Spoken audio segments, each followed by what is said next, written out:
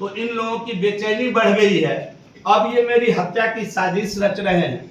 और आपको बता दें कि जैसे ही मैं पुरसा हाल करके गाड़ी में बैठा, गाड़ी में बैठकर आगे आगे थानेदार की गाड़ी, एक एस्कॉर्ट की दूसरी गाड़ी, जिला की गाड़ी और पीछे मेरी गाड़ी, ये 3 गाड़ी वहां से निकल गई है। वो जो वीडियो दिखा रहे हैं श्रीमान तेजस्वी यादव, कितने झूठे राजनीतिक होंगे, इतने असत्य बोलकर एक आज प्रेस कॉन्फ्रेंस उन्होंने पटना में किया, और जो वीडियो दिखाया है प्रेस के माध्यम से उसमें जिवेश मिश्रा का कहीं छाया नहीं है, कहीं फोटो नहीं है, कहीं तस्वीर नहीं है। मैं आप सभी मीडिया के बंधुओं से करवद प्रार्थना करता हूं कि जरा वो वीडियो मंगाइए।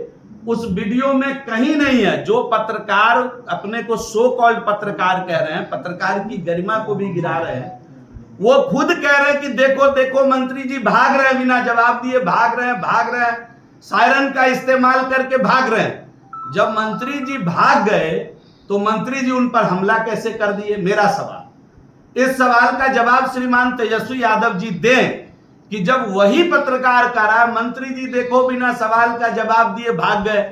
मंत्री जी ऐसे व्यक्ति हैं कि मंत्री जी काम करके जवाब देते हैं।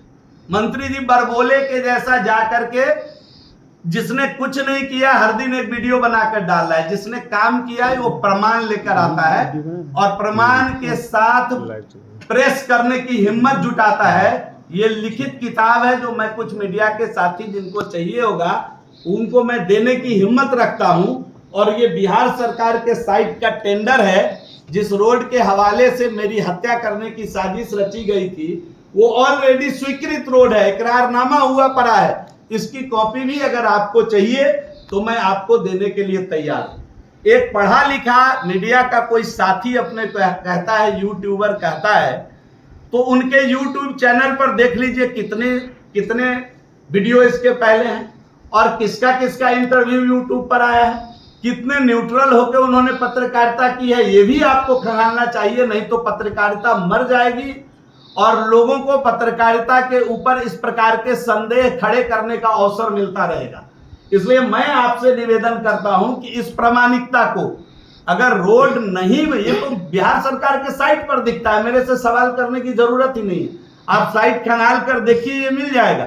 और मतलब रोड नहीं था, मतलब किसी बहाने घेर कर मेरी गाड़ी को पूछ देना, मुझे गाड़ी के अंदर मेरी हत्या कर देना।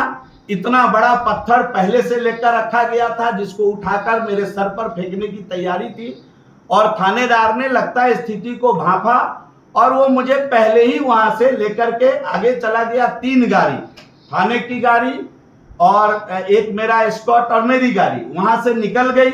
मेरी 2 गाड़ी सिंगल रास्ता होने के कारण, जो पीछे का एस्कॉर्ट होता है और एक स्पेयर गाड़ी होती है जिसमें बाकी कैमरामैन बाकी लोग होते हैं, वो गाड़ी पीछे रुककर आप पता करेंगे कि कैसे जो अपने को पत्रकार कह रहे थे वो बोनट पर कूद कर बैठ गए, कभी नीचे उतर गए, अपने हाथ में जो बाइक का डंटा था उससे उसका शीशा मारकर फोड़ दिए और बाद में कहे कि ये हमारा माइक तोड़ दिया गया।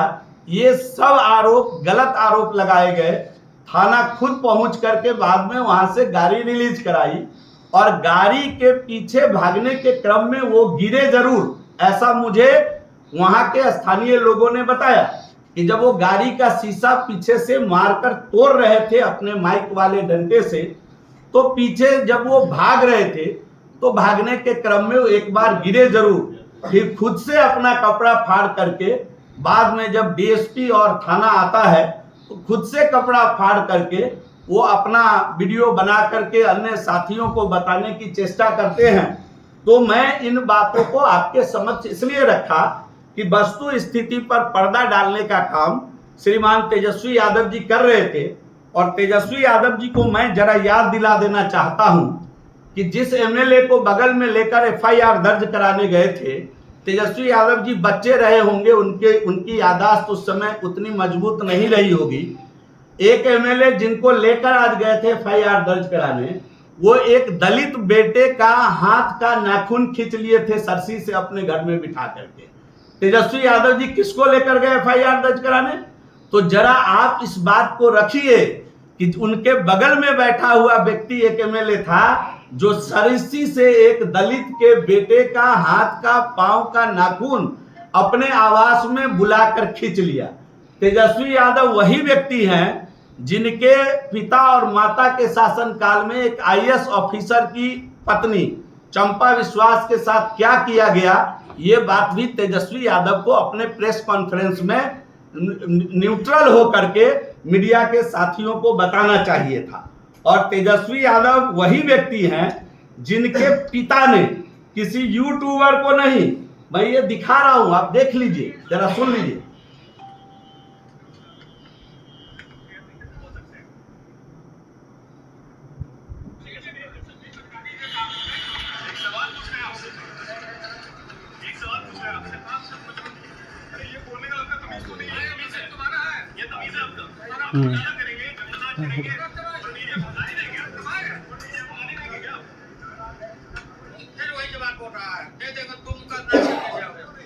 सुन लिए ना, दे देंगे दू मुक्का नाच के गिर जाओगे। तेजस्वी यादव जी को इसका भी जिक्र आज करना चाहिए था कि ये कोई साधारण वर्कर नहीं बोला है। राष्ट्रीय अध्यक्ष जनता दल, राष्ट्रीय जनता दल के राष्ट्रीय अध्यक्ष और उनके पिता ने पत्रकार बंधु से कहा, और भारत और अन्य पत्रकार बंधु जो उनसे सवाल कर रहा है उनसे कहा कि दे देंगे दू मुक्का तो नाच के गिर जाओगे। तो तेजस्वी यादव जी को इसका जिक्र भी आज अपने प्रेस कॉन्फ्रेंस में करना चाहिए था। बाकी अगर ऐसे छोटे छोटे बिंदुओं का अगर हम हवाला देंगे तो बड़ी लंबी लिस्ट है, बहुत लंबा प्रेस कॉन्फ्रेंस हो जाएगा। तेजस्वी यादव जी आए थे, आज जिक्र कर रहे थे इसको। हमारे साथ अंजलि निषाद जी बैठी हुई, हमारे कार्यकर्ता जिनके माता का निधन हुआ वो अर्जुन सहनी जी है, उनके घर में गया था मातम के लिए। और तेजस्वी यादव जी लीडर अपोजिशन नहीं थे, डिप्टी सीएम थे जिस समय उनके एक एमएलए इसराइल मसूरी जो उस समय मंत्री थे, एक सहनी समाज के लड़के की हत्या करवा देने में उनका नाम आया था और जमकर बवाल काटा गया विधानसभा के अंदर। तेजस्वी यादव जी ने उनका इस्तीफा क्यों नहीं लिया? अगर उनको थोड़ा भी मोरल अगर हो कि हमको जाले जाना है और जाले जाकर के सिंगवारा में एफआईआर कराना है, तो उससे पहले जरा उनको अपने इसराइल मसूरी की चिंता कर लेनी चाहिए थी। उस समय भी उस हत्याकांड का दोषी कौन था, अनुसंधान चल रहा था। और मैं आपके अदालत में एकदम जिम्मेदारी पूर्वक एक बात कह रहा हूं, उन्होंने नकली दवा का चर्चा किया है, मामला सब जुडिस है, नकली दवा का कोई मेरे ऊपर आरोप नहीं है और ना ही मेरे ऊपर किसी प्रकार की कोई सजा मुकर्रर की गई है। मामला सब जुडिस है। मैं तेजस्वी यादव जी को नोटिस भेजने वाला हूं, कल से परसों तक डिफेमेशन का केस फाइल करूंगा। इसका भी जवाब श्रीमान तेजस्वी यादव जी देंगे, ये भी मैं आपको अभी यहां कहना चाहता हूं। और मैं उनको एक बात और याद दिला देना चाहता हूं, बड़े भाव से कार्यकर्ता उनको मिलने गया था हेलीपैड पर। आप लोग के जो कंपनी है उसका कैमरा जरूर कैद किया होगा, हाथ पकड़ के झुला के, जैसे आदमी ये फेंकता है बैट बॉल जैसे घुमाता है, हाथ पकड़ के हेलीपैड से झुला करके उस बेचारे को फेंक दिए थे। तेजस्वी यादव जी को याद रखना चाहिए था कि वो भी एगो अति पिछड़ा का बेटा था। तेजस्वी यादव जी को ध्यान रखना चाहिए, तेजस्वी यादव जी को ध्यान रखना चाहिए कि इसराइल मसूरी के ऊपर जो हत्याकांड का आरोप लगा था वो भी एक सहनी समाज का बेटा था, उसको ध्यान रखना चाहिए था। मैं किसी विवाद में नहीं हूं, मेरा किसी विवाद से कोई लेना देना नहीं है। कल ये कुछ लोग ऐसे थे जिनके द्वारा एकदम हत्या की साजिश रची गई थी।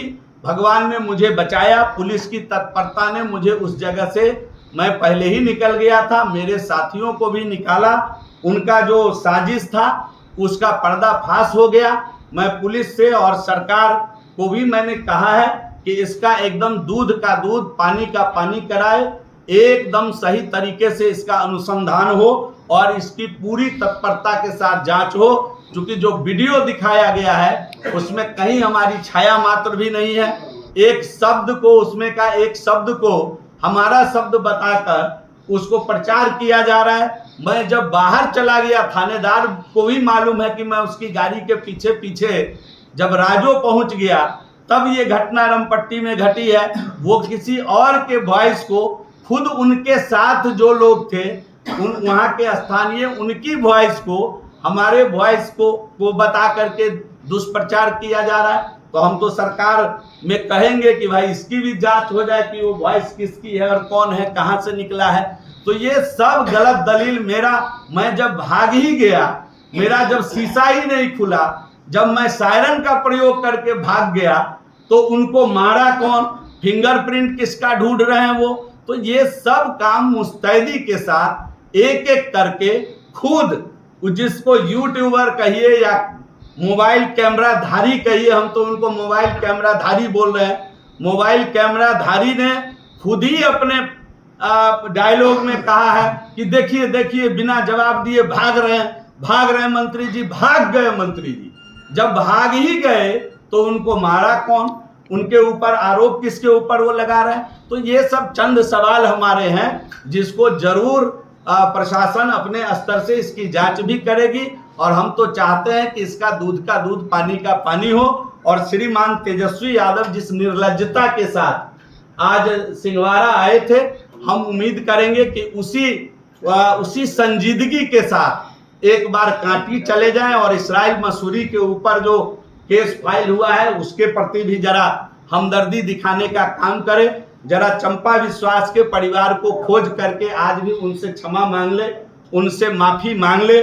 जिस पत्रकार को, न्यूज चैनल, नेशनल चैनल के पत्रकार को उनके पिताजी ने बोला कि 2 मुक्का मारेंगे घुमा के कि नाच के गिर जाओगे, उससे जरा नाच के माफी मांग ले तेजस्वी यादव जी। हम इन्हीं विषयों को लेकर के प्रेस कॉन्फ्रेंस किए हैं। ये सुशासन की सरकार है, ये एनडीए की सरकार है। अगर मैं भी दोषी होऊंगा तो मैं आपकी अदालत में कहता हूं मुझे सजा मिलनी चाहिए। अगर मैं दोषी नहीं हूं तो ये जितने लोग छल प्रपंच करने आए थे थाने तक, उन सब के खिलाफ भी सजा मुकर्रर हो, इस प्रकार की बात मैं प्रेस के माध्यम से करना चाहता हूं। वैसे जिस बंधु ने अपने को प्रचारित किया है वो हमारे क्षेत्र के रहने वाले हैं, हमारे अनुज हैं, हमारे छोटे भाई हैं। चाहे वो यूट्यूबर हो, चाहे वो मोबाइल कैमरा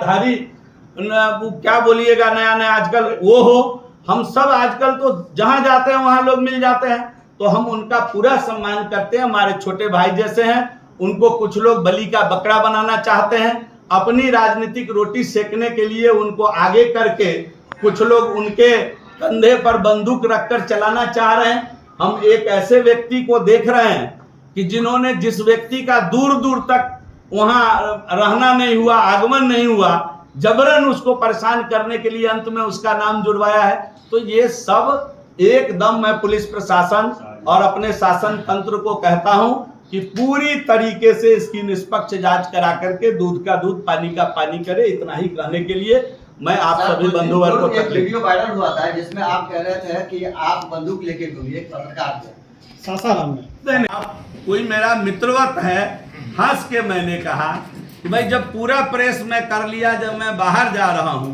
तो अब कौन सी बात कर रहे हैं। तो मैंने उनसे कहा कि भाई ये क्या बात हो गई, आप वो उसको पूरा संदर्भ आप देखिए तो आप स्पष्ट हो जाएगा। उनको आप स्पष्ट कहिए कि पूरा वीडियो आपको भेजेंगे। तो एफआईआर में काम करती है, एफआईआर दूसरा सुन लिया गया। दूसरा कि तेजस्वी यादव ने सीधा आपकी गिरफ्तारी की मांग की है। गिरफ्तारी नहीं पे सीधा कहा कि बिहार बंद होगा, नहीं तो इस्तीफा दे। तेजस्वी यादव को जितनी ताकत है, तेजस्वी यादव अपना काम करे, प्रशासन अपना काम करेगी। मैं तो खुद ही कह रहा हूँ, मैं तो सरकार में शामिल हूँ और मैं इतना निष्पक्ष तरीके से कहा हूँ कि जो भी दोषी है उसको सजा दे प्रशासन। हम तो पुलिस जो वहाँ के थाना इंचार्ज है उनकी गाड़ी के पीछे निकला, वो आगे निकले, मैं पीछे उनके साथ ही हूँ। वो तो खुद ही विटनेस है कि मैं निकल गया हूँ, उसके बाद कोई घटना ही नहीं। सवाल यही है, आवाज आ रही है रात की भी वहाँ पे नहीं, मैं पूरी बात स्पष्ट कर दिया, शायद आप लेट आए इसलिए आप नहीं सुने हैं। मंत्री जी एक वीडियो में वो हमारा वॉइस है ही नहीं, मैंने उसको स्पष्ट कर दिया। मंत्री जी एक चीज बताइए वो कैसे FIR हो गया, फिर हम ये जानना चाहते हैं। FIR मतलब जब आप पे हो सकता है तो कई FIR नहीं, ये दुखद है, इसकी चिंता भी की जाएगी और इस पर बात भी की जाएगी। जिस तरह से जाकर के थाने में एक गैदरिंग लेकर के, उतनी बड़ी भीड़ लेकर के थाने में उपद्रव करते हुए अगर आप किसी प्रकार दबाव बना करके थानेदार पर FIR अगर कराए हैं तो हमारी बड़ी पदाधिकारी से भी बात हुई है, अनुसंधान का विषय है, अनुसंधान के बाद इसका निराकरण। आपने हत्या की बात जिक्र की, साजिश कौन है वो? मैंने दिखाया ना आपको, मैंने दिखाया ना, अभी उसका तस्वीर दिखाया है कि 2 दिन पहले जाकर उस चैनल पर उस व्यक्ति के मोबाइल कैमरे पर इंटरव्यू देने का काम किया है। अकेला इसी व्यक्ति का इंटरव्यू है। 2 दिन पहले जाकर इनके साथ बैठकर पिछली बार ये चुनाव लड़े थे। ये मशकूर अहमद उस्मानी जी हैं, आप देखिए उनका फोटो है। उस व्यक्ति को जो खानदानी लोग हैं वहाँ के, ऋषि मिश्रा जी, वो तुरंत कूद करके आज तक 4.5 साल जाले में दिखे नहीं, किसी के सुख दुख में आए नहीं। जब चुनाव है तो चुनाव है, जब चुनाव आ गया तो कहानी बनाने का प्रयास कर रहे हैं। तो जनता मालिक, सब जाले की महान जनता एक एक चीज का फैसला करेगी और इन लोगों का दाल गलने वाला नहीं है, ये भी आप आज लिख कर रखें। सर, आपने कहा हत्या की साजिश हुई है, लेकिन आपने अभी तक कहीं कोई आवेदन नहीं दिया। नहीं, आवेदन मेरा पड़ा हुआ है। आवेदन बताइए, आप एक बात बताए हैं अभी अपने कार्यकर्ता के बीच में, जहां आप कल गए थे और घटना घटी है, तो वहां पे आपकी हत्या का साजिश रचा जा रहा है। आम जनता के साथ क्या होगा जब एक मंत्री की हत्या का साजिश? नहीं, मुझे मालूम नहीं, आप अगर देखें, साजिश तो पर्दाफाश से ही पता चला है ना। साजिश तो पर्दाफाश से पता चलेगा। इतने बड़े देश के अंदर कोई कहीं बैठकर किसी की हत्या की साजिश रच रहा होगा, तो ये तो पर्दाफाश से, यही तो पर्दाफाश हो गया उसका। बड़ी बात है कि थानेदार को जब पता है कि आप निर्दोष से आप चले गए, तो थानेदार कैसे तेजस्वी यादव की बात पर FIR? ये भी एक अनुसंधान का विषय। मैं बड़ी पदाधिकारी, ये तो जांच की नहीं, यही तो अनुसंधान और जांच एक ही बात होता है। मैं यही बात तो कह रहा हूँ कि ये भी एक अनुसंधान का विषय है। इस पर भी मैंने बड़ी पदाधिकारी से बात की है, भी अनुसंधान का। सर आपने कहा कि सर आपने कहा वो किस बात को लेकर दिए हैं? राजनीति में आप पर आरोप लगाया गया है कि आपने उसको मां की गाली दी। वही मैं स्पष्ट, आप यहाँ बैठे हुए थे, जब मैं थानेदार के पीछे, थानेदार के गाड़ी के पीछे निकल गया, जब वो मोबाइल कैमरा धारी व्यक्ति ने स्पष्ट कहा कि देखिए भाग गए सायरन का प्रयोग करके, तो फिर मैं किधर से आ गया? मेरी आवाज कहाँ से आ गई? किसी आप लेट आए हैं इसलिए आपको कुछ मालूम नहीं है। ये सब विषय को मैं पहले रख दिया हूँ। कृपया करके अपने साथी का, मैं बोला ना कि रोड का काम है, जब बनेगा तो टूटेगा, और जब टूटेगा तो फिर मेरे जैसा विधायक रहेगा तो बनेगा। अरे उसका सवाल बिल्कुल गलत था। ये रोड 3,57,00,000 रुपया से स्वीकृत है। इसका नहीं जाना है, एग्री, इसका नहीं उस क्षेत्र की जनता को मालूम था। एक एक करके सवाल पूछेंगे। सवाल ये है मंत्री जी, टूटी हुई है या सड़क टूटी है तभी सड़क बनने जा रही है, बिना टूटे सड़क नहीं बनती। यूट्यूबर का सही था, वो यूट्यूबर है ही नहीं, वो यूट्यूब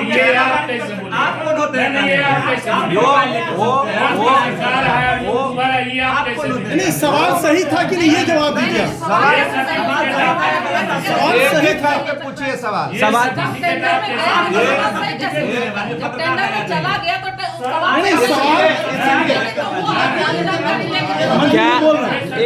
क्या मोबाइल मंत्री जी, क्या मोबाइल लेकर जो पत्रकार आपसे सवाल करेंगे वो पत्रकार या यूट्यूबर नहीं होंगे?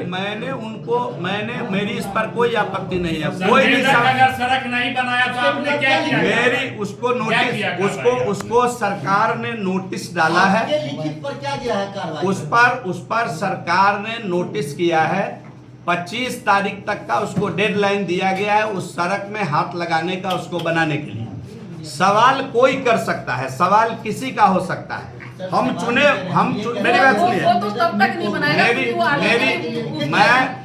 मैं चुना हुआ प्रतिनिधि वो हूँ, बनाने वाले नहीं है भैया। मैं चुना हुआ प्रतिनिधि हूँ।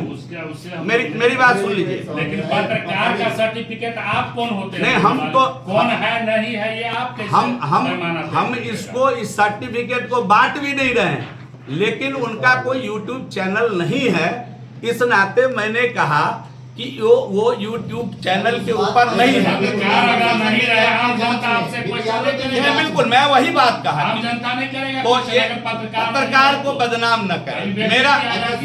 मेरा ये कहना है, उसने तो खुद को मेरा ये कहना है कि पत्रकार को बदनाम न करे। वो कहे मैं आपका जनता हूँ, मेरा ये ज्वलंत सवाल है, पत्रकार को बदनाम न करे, ये मेरा आग्रह है। अच्छा सर, आपने कहा आपकी गाड़ी निकल गई, थानेदार की गाड़ी निकल गई, लेकिन आज सुबह जब आवेदन पर आपके बॉडीगार्ड की तरफ से, तो फिर वो बॉडीगार्ड आपके पीछे रह गए थे या वो भी आपके साथ गए? वही मैंने कहा ना कि 2 गाड़ी, वो सिंगल रूट था, पीछे से मुड़ के आने में डिले हुआ, 2 गाड़ी पीछे रह गई थी, जिस दोनों गाड़ी को डैमेज किया गया था। और दोनों गाड़ी का पीछे का जो शीशा है, एक गाड़ी को आगे से बड़ा पत्थर मारकर, जिस पत्थर से हमला करने का ये पूरा आप देखेंगे तो पूरा ये पटक गया था, और दूसरे गाड़ी को इस डंडे से मार करके पूरा उसका पीछे का शीशा तोड़ दिया गया था। ये 2 गाड़ी पीछे रह गई थी, इसलिए इसको ये बाद में फिर थानेदार वापस लौट कर गए। आप ये भी कहा गया है कि थानेदार के तरफ से ये भी कहा गया है कि व्हाट्सएप पे शीशा नहीं लगा हुआ है। पीछे से मार रहा है, क्या बोल रहे? आप अपने ने बोले कि बोनट पर मार रहा है, लाठी चलाया गया। अरे तो बोनट पर बैठ करके ऐसे मार रहा है, बोनट- फिर कह रहे हैं पीछे से। आप मतलब पूरी बात नहीं सुन पाए, या आप कुछ और? चलिए ठीक है, हमको जो कहना नहीं, आखिरी प्रश्न नहीं मंत्री जी, एक आखिरी प्रश्न है, जाले से संबंधित है, जाले से ही संबंधित है। 13 तारीख को मानव अधिकार के द्वारा राजस्व विभाग को एक ऑर्डर कॉपी गई है सीओ पे एफआईआर के लेकर के, अडानी की जमीन को लेकर के। उस समय आप मंत्री भी थे, किस तरीके से सरकारी जमीन सीओ ने बेच दिया? अगर ये गई है, सरकार कार्रवाई करे। बेच नहीं दिया, अगर उसने किसी को लीज पे दिया, मान लीजिए अडानी हाँ, कंपनी लीज पे अगर दिया है तो सरकार उसकी जांच करेगी, दोषी होगा। एक आखिरी प्रश्न पूछेंगे, हाई कोर्ट का वीडियो, अगर कोई भी चैनल पे हाई कोर्ट का वीडियो चलता है तो क्या उसमें राजद्रोह का केस लगेगा? हाई कोर्ट का वीडियो, हाई कोर्ट के जज का जजमेंट। जवाब दे दीजिए। मंत्री जी, इसका